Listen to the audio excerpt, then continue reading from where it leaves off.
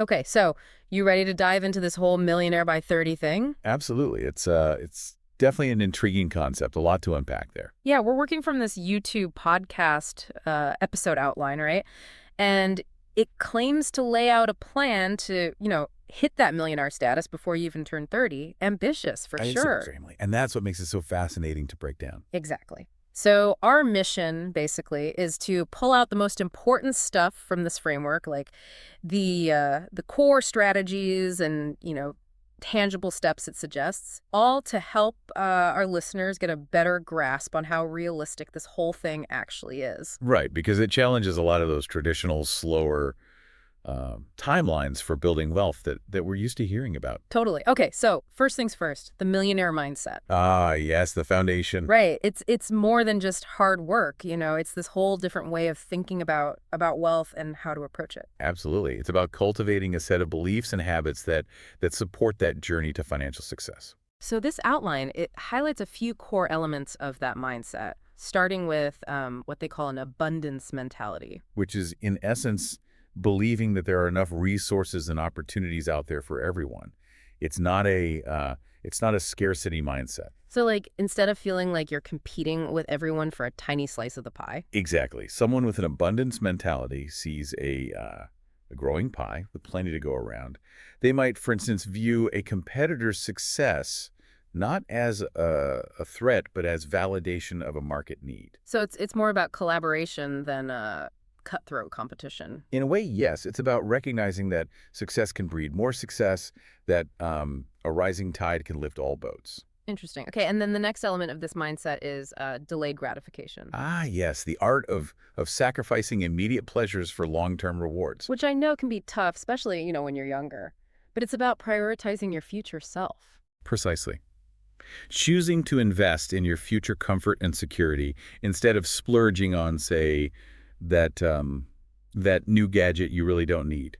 Right, like putting that extra money into an investment account instead of blowing it on a fancy dinner. Exactly. It's about playing the long game, understanding that those smaller, immediate gratifications can actually hinder your progress towards more substantial financial goals. Makes sense. Then there's this concept of solution-oriented thinking. Now, this one's particularly interesting. It's about seeing problems not as roadblocks, but as potential opportunities. Yeah, it really resonated with me too, like recognizing that many successful businesses actually started by solving a problem. Absolutely. Think about ride-sharing apps. They directly addressed a common pain point in transportation and created a massive industry in the process. Right, and it's about actively looking for those kinds of gaps, those unmet needs in the market that you can potentially address. Exactly. It's about turning challenges into solutions and potentially into profitable ventures. Okay, so the outline also talks about challenging those limiting beliefs we often have about money, especially those negative associations. Right, those deeply ingrained thoughts that can hold us back financially. Things like money is evil, or rich people are all greedy, or even you have to be born wealthy to become wealthy. These kinds of beliefs can act as invisible barriers, preventing us from pursuing financial success. And the advice here is to actively challenge these beliefs, to recognize them as potentially false, and replace them with more empowering thoughts. Absolutely. It's about shifting your internal dialogue from scarcity to possibility, from self-doubt to self-belief.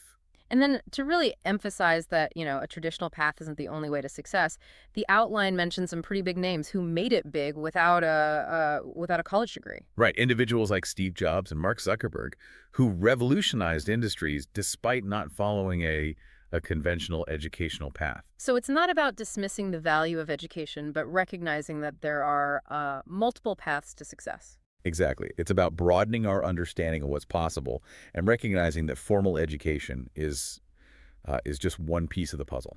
Okay, so we've talked about mindset. Now let's get into the nitty-gritty of actually making more money. All right, let's talk strategy. So section 2 is all about fast-track income strategies.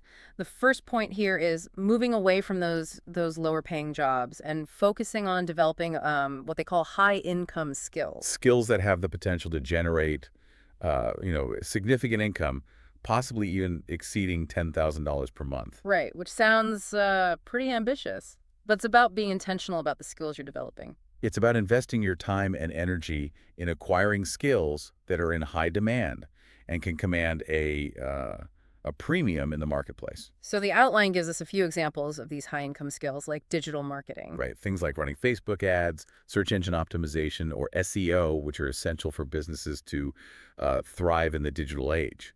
Then there's sales and copywriting, which really boils down to the art of persuasion. And persuasion is at the heart of any successful business transaction. It's about understanding how to effectively communicate the value of your product or service. Absolutely.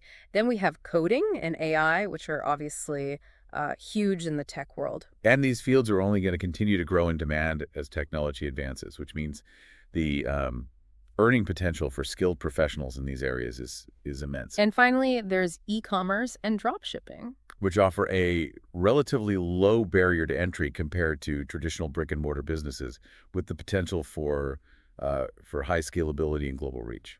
So what stands out to you about this list, especially for, someone in their 20s trying to build wealth quickly? Well, the accessibility is key. You don't necessarily need years of formal education to become proficient in many of these skills. Right. There are tons of online courses and resources available. Exactly.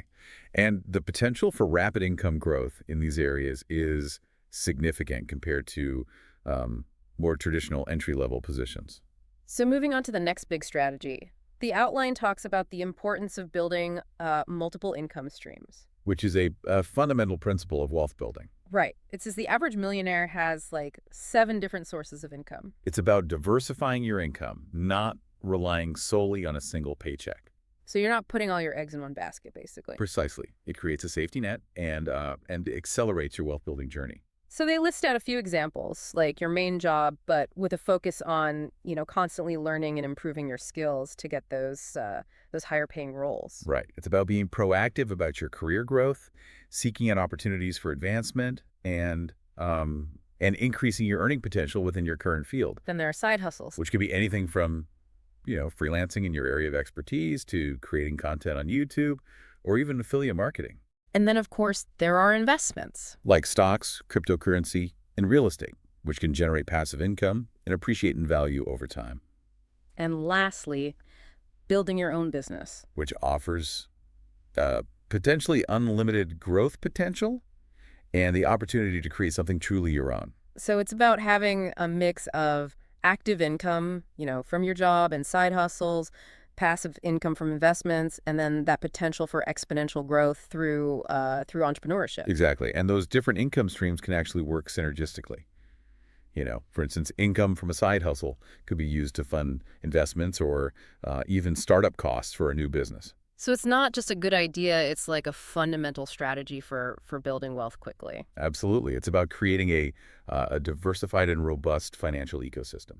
Okay, moving on to section 3, which is all about investing and this really powerful concept of compound interest. Ah, yes, the magic of compounding. Right. It's basically earning interest, not just on your initial investment, but also on the accumulated interest. It creates this snowball effect that can lead to exponential growth over time. So the outline gives this really cool example. Investing, let's say, $1,000 per month with an average annual return of 10%. Right, a fairly conservative estimate, but still illustrative of the power of compounding.